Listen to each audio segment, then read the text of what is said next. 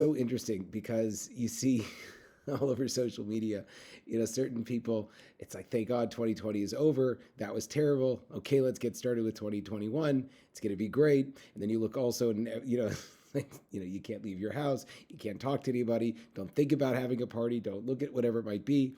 Um, and I think that no one wants to admit or to suggest. Everyone's already projecting it's over, whatever it being. Um, and I think sort of missing one of the big lessons, which is that we have no idea what's going to be in the future. It's actually really it's fascinating because the book of Genesis ends this week. We're finishing the book of Bereshit, and it ends in a lot of ways like very nice, in the sense that after being separated from his father for 22 years, Joseph and Jacob are reunited, and the last thing that Jacob sees is his son Joseph, that as the king of Egypt, and so there's that beautiful conclusion there. And then the brothers reconcile, not just with their father, but even when their fathers passed away, and the brothers pass away, and Joseph passed away, and like great, great, very nice.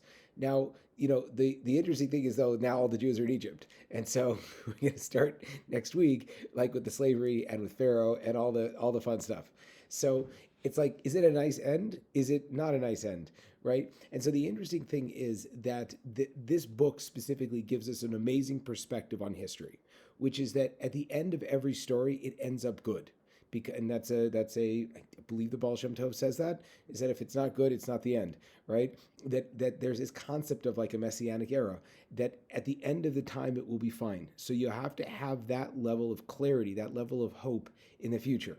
That being said, you don't want to end things unnecessarily, because it creates a false expectation of hope. I believe it was Viktor Frankl that said this also, which is the people that didn't make it through the camps are the ones that artificially tried to end the experience, right? You have to have the perspective that right now, I'm going to take charge of my situation. I'm going to make it the best I possibly can. And I'm going to have faith that eventually everything's going to work out. However, if I start setting artificial goals, okay, 2021, January 1st, everything's going to be fine. So that's when you hit those things, you get terribly disappointed. So practically speaking, day in and day out, how can we make today fantastic? And I have faith, I have hope that tomorrow, not actual tomorrow, but like the end is going to be great.